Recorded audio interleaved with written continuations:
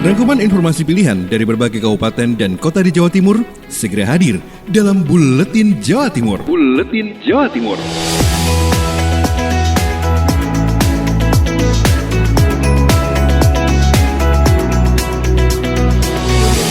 Rangkuman berita dari berbagai daerah dan disiarkan di LPPL Jawa Timur. Sahabat, inilah Buletin Jawa Timur untuk edisi hari ini. Bersama saya Lydia Murniati, segera kita simak informasi selengkapnya. Informasi yang pertama dari Suara Madiun, ada Kiki Desilia yang menginformasikan PAD Kota Madiun capai 109,37%. Pendapatan asli daerah atau PAD Kota Madiun pada tahun 2021 berhasil melampaui target. Bahkan, total persentase akhir mencapai 109,37%, sehingga ada kelebihan sekitar 94 miliar rupiah dari target semula. Hal ini mengemuka saat rapat paripurna dengan agenda penyampaian nota keuangan Wali Kota Madiun atas Raperda tentang pertanggungjawaban APBD tahun anggaran 2021 di gedung DPRD Kota Madiun. Menurut Wali Kota, hal ini tak lepas dari peran serta berbagai pihak. Tidak hanya instansi vertikal lainnya, tetapi juga bersama DPRD dan seluruh elemen masyarakat, sehingga PAD mampu melampaui target meski masih dalam pandemi COVID-19. Sementara itu, Ketua DPRD Kota Madiun Andi Raya Bagus Miko Saputra mengapresiasi berbagai langkah yang dilakukan Wali Kota sehingga mampu meraih PAD yang memuaskan. Terkait Raperda Pertanggungjawaban APBD 2021, Andi Raya mengungkapkan bahwa rancangan ini akan segera usai. Kiki Desilia, Suara Madiun. Tahun 2022, Kabupaten Pamekasan masih punya kuota 13.000 JKN. Selengkapnya bersama Nisa Arumi, Ralita FM. Kabupaten Pamekasan saat ini masih memiliki kuota Jaminan Kesehatan Nasional atau JKN sebanyak 13.761 jiwa. Muhammad Tarsun, Kepala Dinas Sosial Dinsos Pamekasan, melalui stafnya Muhammad Andi Purwanto mengabarkan, pihaknya terus melakukan pembaharuan data. Setiap bulan, Dinsos menerima usulan peserta Jaminan Kesehatan Nasional atau JKN dari operator desa jumlahnya ratusan jiwa. Menurut Andi, bulan ini pendaftaran dimulai sejak tanggal 9 Mei sampai 12 Mei kemarin. Per Rabu 11 Mei 2022, usulan peserta JKN dari sejumlah desa yang masuk sebanyak 302 jiwa. Tapi yang bisa diusulkan ke JKN hanya yang terdaftar di DTKS atau Data Terpadu Kesejahteraan Sosial. Pihaknya tidak menjamin semua usulan itu akan diterima, sebab sebelum dikirim ke Kementerian Sosial atau Kemensos harus disetujui oleh Dinsos Pamekasan terlebih dahulu. Untuk menyetujui, pihaknya perlu memperhatikan sisa kuota dan jumlah peserta JKN di masing-masing desa. Hal itu bertujuan agar jumlahnya proporsional sehingga jumlah penduduk di setiap desa dan jumlah peserta JKN di setiap desa serta jumlah usulan dari desa tersebut akan menjadi pertimbangan. Dengan demikian, sisa kuota JKN yang masih ada dapat dimanfaatkan oleh masyarakat Pamekasan secara merata. Nisa Arumi, Ralita FM mengabarkan. Beralih ke Suara Kota Probolinggo, ada Dewanta Pramayoga yang menginformasikan Pemkot Probolinggo raih WTP 5 kali berturut-turut. Penyerahan laporan hasil pemeriksaan LHP tahun 2021 atas keuangan daerah kepada pemerintah Kota Probolinggo diserahkan langsung oleh Kepala Sekretariat Perwakilan Badan Pemeriksa Keuangan BPK Provinsi Jawa Timur Sigit Pratama Yuda Selasa 17 Mei di ruang pertemuan Tridharma Arta Santosa BPK Sidoarjo. Dijelaskan oleh Sigit bahwa pemeriksaan atas laporan keuangan bertujuan untuk memberikan opini tentang kewajaran pengkajian laporan keuangan pemerintah daerah. Sementara itu, Wali Kota Probolinggo Habib Hadi Zainal Abidin mengungkapkan hasil audit BPK yang ia terima merupakan catatan baginya untuk melakukan perbaikan dan penyempurnaan dalam pelaksanaan pengelolaan keuangan daerah yang pada gilirannya berpengaruh terhadap peningkatan kinerja penyelenggaraan pemerintahan daerah. Penyerahan LHP BPK atas laporan keuangan pemerintah daerah tahun 2021 ini, Kota Probolinggo mendapatkan opini wajar tanpa pengecualian WTP 5 kali berturut-turut. Dewanta Pramayoga, Suara Kota Probolinggo, untuk Buletin Jawa Timur. Dispenduk Capil Kabupaten Pasuruan targetkan kios e-Pak Ladi jangkau 365 desa dan kelurahan.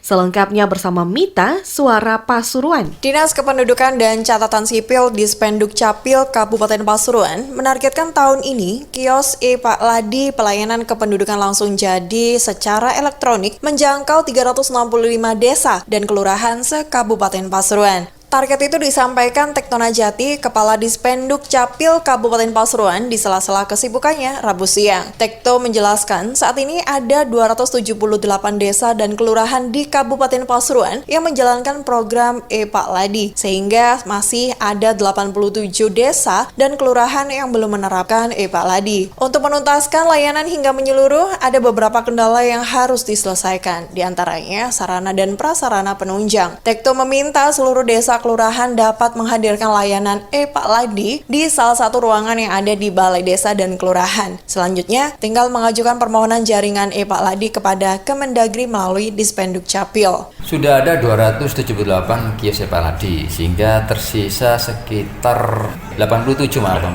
Kita sudah rapatkan koordinasi bersama Pak Sekda almarhum kemarin terakhir itu mimpin Zoom secara daring ya, Zoom secara dan ke desa-desa maupun ke kecamatan terkait untuk evaluasi pemasangan Pak Ladi dan juga penekanan dan mendorong pihak kecamatan maupun desa untuk segera memasangnya Pak Ladi bagi yang belum. Seperti diketahui, Dispenduk Capil Kabupaten Pasuruan berinovasi melalui kios Pak Ladi. Seluruh layanan kependudukan dan catatan sipil bisa diselesaikan di tingkat desa atau kelurahan. Mita, Suara Pasuruan. Beralih ke Suara Sampang, ada Ira Widyastuti yang menginformasikan halal bihalal komunitas lansia. Wakil Bupati Sampang ikuti senam bersama Yayasan Gerontologi Abioso. Wakil Bupati Sampang Haji Abdullah Hidayat menghadiri halal bihalal bersama Yayasan Lansia Gerontologi Abioso di Pendopo Wakil Bupati Sampang, Jalan Trunojoyo.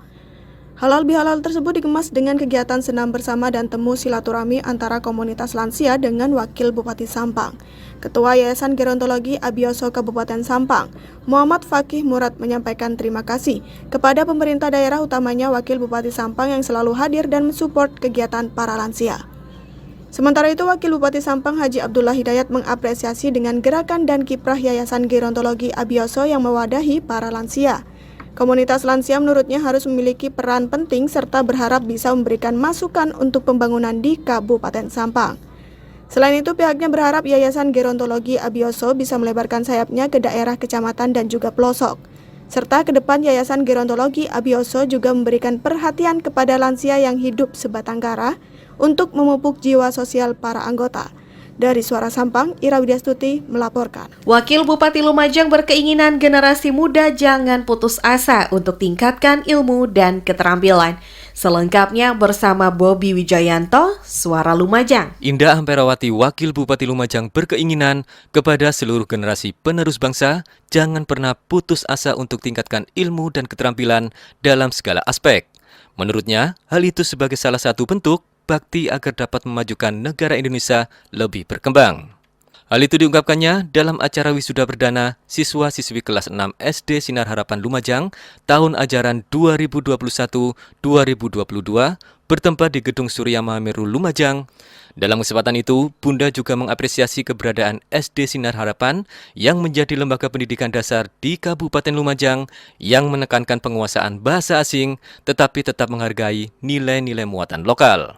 Ia menambahkan bahwa di masa demografi sekarang ini perlu dilakukan penataan dan perbaikan sistem pendidikan agar mampu mencetak SDM yang produktif, unggul, berbudi pekerti yang baik, dan bebas narkoba. Bobi Wijayanto, Suara Lumajang FM, mengabarkan. Beralih ke Ersal Nganjuk, Agustin Merdekawati menginformasikan BPBD menggelar kegiatan temu relawan. Untuk meminimalisir terjadinya risiko bencana di Kota Bayu, Badan Penanggulangan Bencana Daerah Kabupaten Nganjuk menggelar kegiatan temu relawan di halaman kantor BPBD Rabu 18 Mei 2022. Ketua Pelaksana BPBD Nganjuk Abdul Wakid mengatakan bahwa kegiatan tersebut menjadi ajang silaturahmi temu kangen relawan penanggulangan bencana Kabupaten Nganjuk. Setelah 2 tahun vakum akibat pandemi COVID-19, karenanya masih dalam kondisi Hari Raya Idul Fitri, Wakid menyampaikan ucapan minal aizin wal faizin, mohon maaf lahir dan batin. Dan kegiatan tersebut bertajuk Keluarga Tangguh Bencana, Pilar Bangsa Menghadapi Bencana. Wakid memaparkan berbagai masalah bencana alam yang telah ditangani oleh relawan, seperti penanganan banjir dan tanah longsor, serta pencarian korban kecelakaan di air atau tenggelam. Selain itu, Wakid juga mengucapkan terima kasih atas pemberian bantuan alat bantu oleh PLT Bupati sebagai pendukung perlengkapan di lapangan.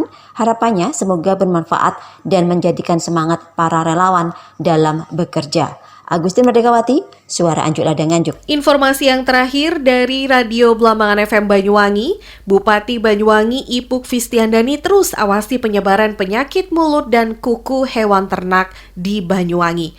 Selengkapnya bersama Akbar Wiana. Bupati Banyuwangi Ipuk Fistiandani terus memantau kesehatan hewan ternak di wilayahnya di tengah munculnya kasus penyakit mulut dan kuku atau PMK di sejumlah daerah. Bupati Ipuk mengatakan surveillance terus dilakukan oleh petugas keliling ke sentra-sentra ternak dan pasar hewan. Hal tersebut dikatakan Ipuk saat meninjau pelaksanaan surveillance di sela-sela aktivitas program Bupati Ngantor di Desa Kaliploso, Kecamatan Celuring pada Rabu kemarin. Meski tidak ditemukan kasus PMK, sebagai langkah antisipasi petugas terus menggencarkan surveillance serta pemberian vitamin dan mineral pada hewan ternak. Sejak muncul kasus PMK di berbagai daerah di Jawa Timur, Banyuwangi melakukan antisipasi, mulai dari surveillance, pemberian vitamin dan mineral, hingga mengeluarkan kebijakan larangan mendatangkan hewan ternak dari daerah lain. Sementara itu, Kepala Bidang Kesehatan Hewan dan Kesehatan Masyarakat Veteriner Dinas Pertanian dan Pangan Banyuwangi, Nanang Sugiarto mengatakan, mulai 7 hingga 18 Mei telah dilakukan surveillance